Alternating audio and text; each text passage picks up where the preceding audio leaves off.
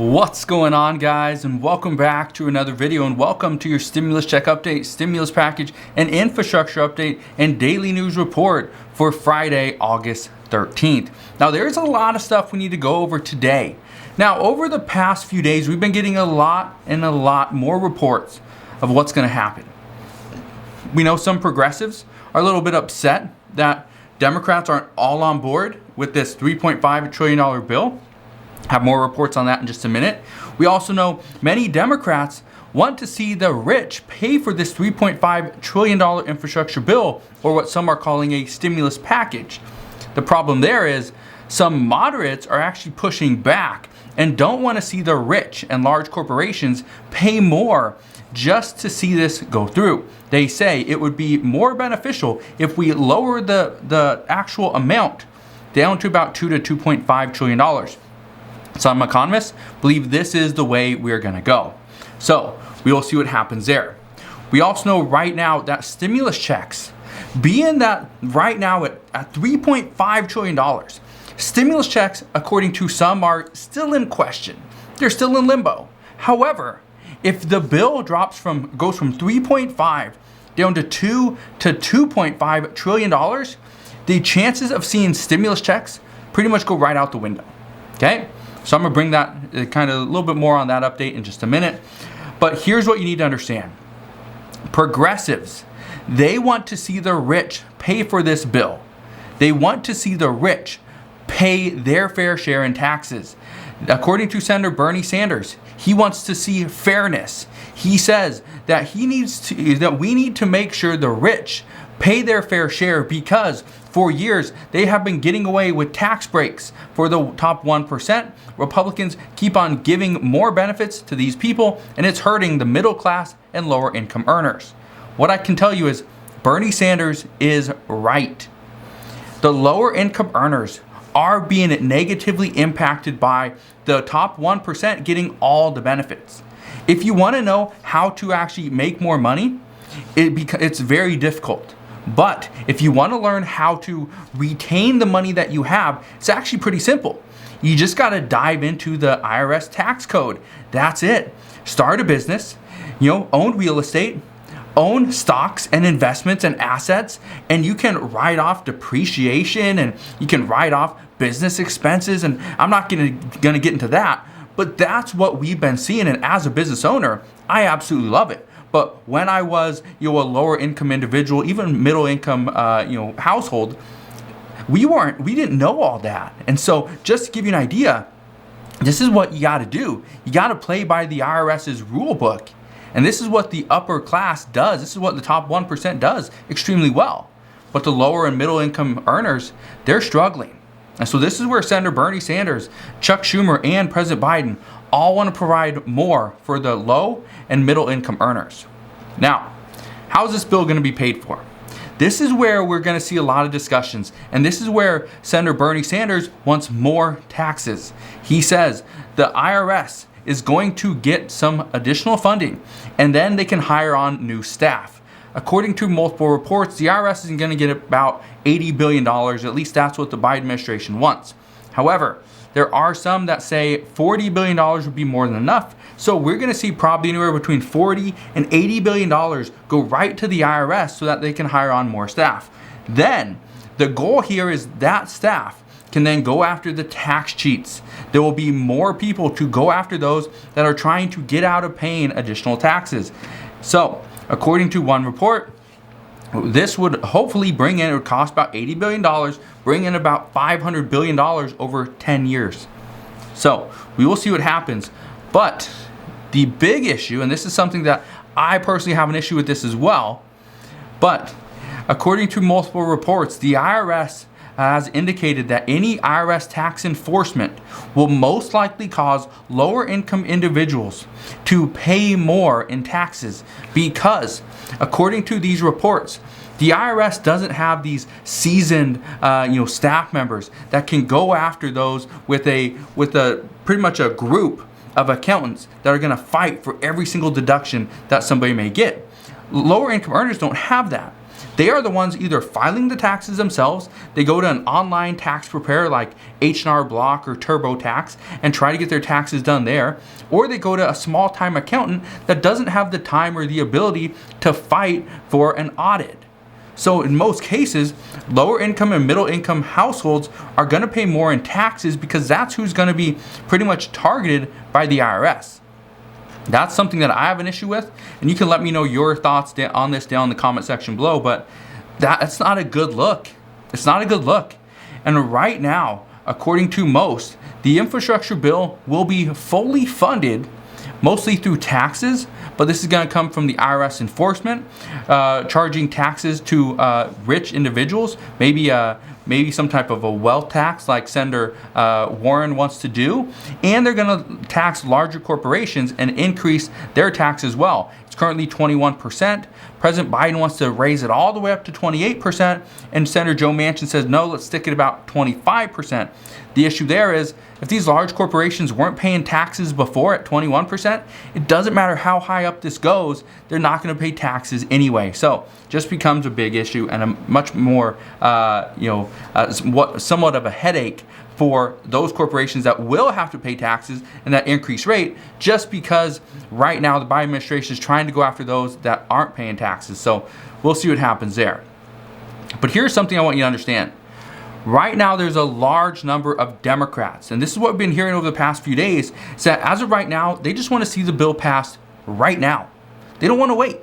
They don't want to wait until possibly the end of September to pass this bill. What they want to do is they want to make sure this is fully funded through deficit spending, which is getting pushback from more moderates. What I can tell you is that Senator Joe Manchin and Senator Kyrsten Sinema, they've already opposed this idea to fully fund this through potential revenue in 5 to 10 years or 20 years down the line. They don't want to do that. They're extremely opposed to the idea of just spending $3.5 trillion on stimulus and infrastructure. This is something that they do not want to do. What we know at this time is right now it's going to be almost impossible to get a $3.5 trillion infrastructure bill passed if 2 Democratic lawmakers oppose this. And the hard part with this is right now they don't just oppose the $3.5 trillion price tag. Some are opposing the child tax credit extension, this payment extension. Some are saying they oppose the expansion of Medicare. And that's something that Bernie Sanders says, no, that's his red line. Medicare will be expanded. He wants to see vision, dental, and hearing included, but he would ultimately like to see the age go from 65 down to 60. But we will see if that actually happens. So right now, according to many, according to actually over the past few days, is that some are saying that right now, if Nancy Pelosi doesn't take up the bipartisan bill, that they won't even go forward with the $3.5 trillion infrastructure bill. They're not going to even move forward with that. But at the same time, Nancy Pelosi and progressives, they're saying that if both bills don't make it to the House together, that they won't support the bipartisan bill. And so right now you got moderates saying one thing, you got progressives doing something different. Both of them are colliding, and according to experts, if both of them stand firm, we're not going to see anything done. We're going to see both these bills pretty much sitting over at the House, right? That's all we're going to do. But the House has to pass this $3.5 trillion budget resolution. That's ultimately what the House is going to come back to on August 23rd, or the week of August 23rd. So let's keep that date in mind, because I think it's going to be extremely important what happens along those lines. But what I can tell you is there's a lot of skepticism going on right now within Congress. So we'll see. What I can also tell you right now, let's talk about that fourth stimulus check, because so many people are asking, are we going to see it? And what I can tell you right now is the odds of seeing a child tax credit payment extension happen, if we also see a stimulus check happen at the same time, is very unlikely. Okay, so just to give you an idea, if many lawmakers are opposing the $3.5 trillion price tag, it's too high. That means it has to drop.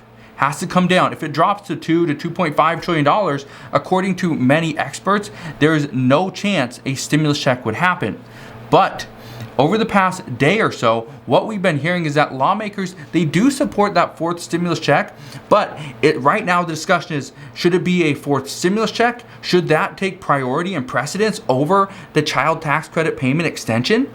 And the answer is no, because what we're hearing is that this $3.5 trillion bill, according to the Biden administration, is a child and family proposal. That's what we're hearing. So who gets more of the benefits from one of these payments? Do children and families get more of a benefit from the child tax credit payments or from stimulus checks? Yes, the child tax credit payment extension. And so according to many, they're saying that if we got to vote between one or the other, the stimulus checks aren't going to be considered. So who does this ultimately impact? The lower income earners, people on Social Security, anybody on fixed income, somebody that doesn't have a job. This is who it impacts, right? If you don't have children, you are not going to be benefiting from the new proposals. So again, I don't know exactly what's going to happen over the next week or two, but as we know more, I promise I will share more. What I do know at this time is that everybody's trying to gain leverage over one another. Senator Joe Manchin is trying to gain leverage over progressives, and he's doing a fairly good job. He's somewhat succeeding. Nancy Pelosi and progressives tried to get the early leverage over Democrats, over moderates, and they did a pretty good job. Now they're getting pushed back and their leverage is kind of going away. So as we know more there, I promise I'll fill you in on who ultimately has the most leverage.